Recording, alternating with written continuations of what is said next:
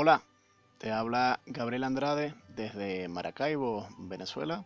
Hoy es 9 de enero de 2017 y quiero preguntarme si el ALBA es realmente bolivariano.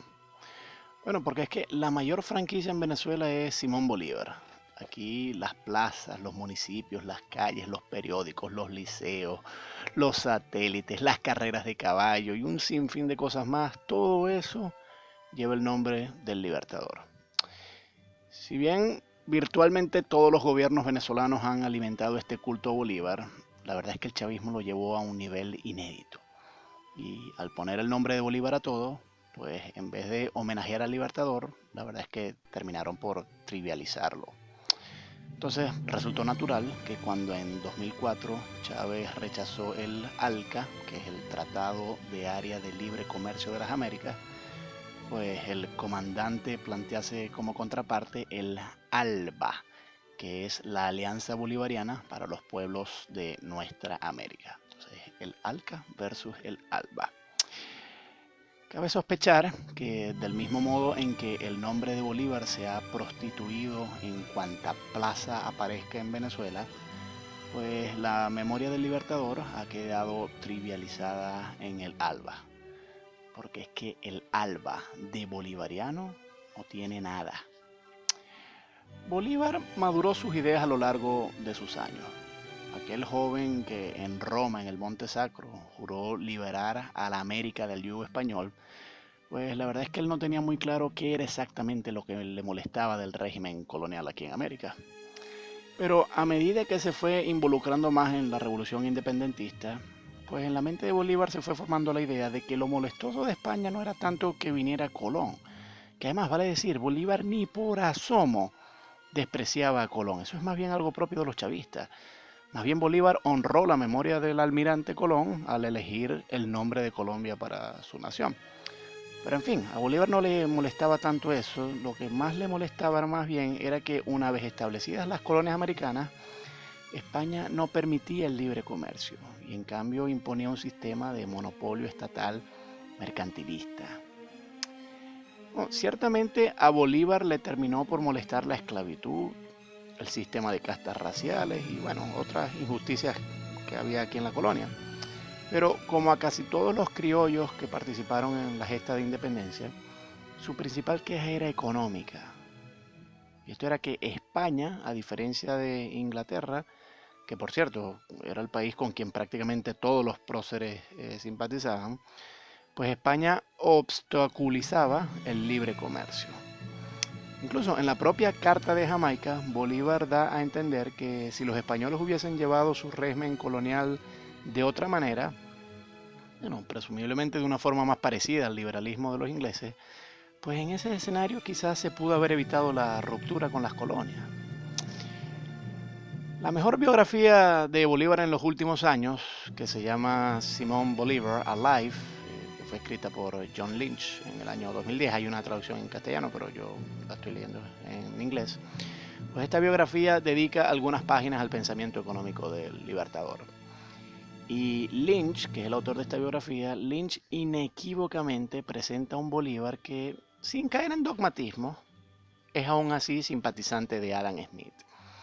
En líneas generales, Bolívar privilegia el libre comercio por encima del mercantilismo imperial español, pero también prefiere el libre comercio por encima de los proteccionismos nacionalistas que lamentablemente se hicieron muy comunes en las décadas sucesivas aquí en América Latina. Por ejemplo, dice Lynch en su biografía, y cito, el pensamiento de Bolívar mostraba pocos signos de la reacción nacionalista contra la penetración extranjera que luego expresaron las siguientes generaciones. Rechazaba el monopolio económico español, pero daba la bienvenida a extranjeros que suscribían el libre comercio y quienes traerían los muy necesitados bienes de manufactura y habilidades de emprendimiento. Esto era la teoría clásica del comercio. Bueno, fin de la cita, eso es lo que dice John Lynch en su biografía sobre Bolívar.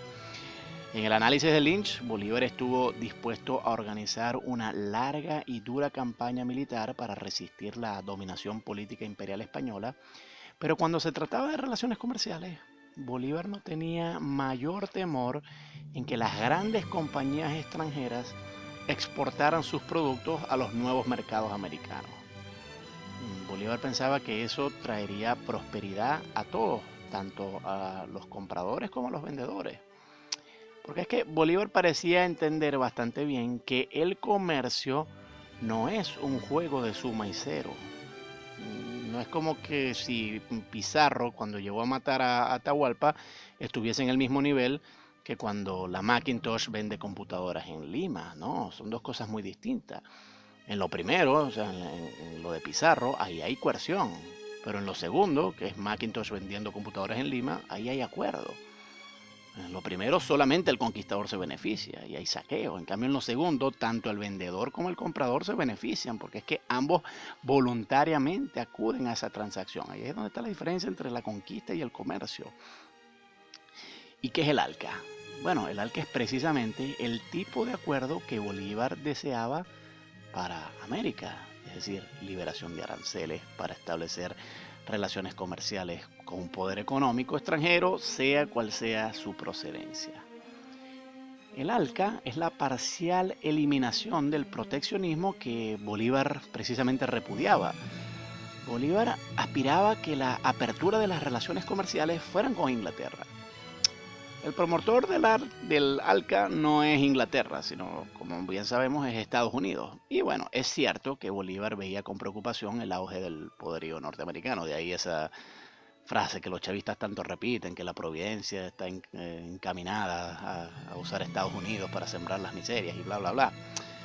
Pero, de nuevo, la preocupación de Bolívar respecto a los yanquis era el expansionismo político-territorial de los gringos en el contexto del Congreso de Panamá. No era la apertura de los mercados. Y hay que destacar que es que el ALCA no es un acuerdo de expansión militar o política, sino sencillamente de apertura de fronteras comerciales.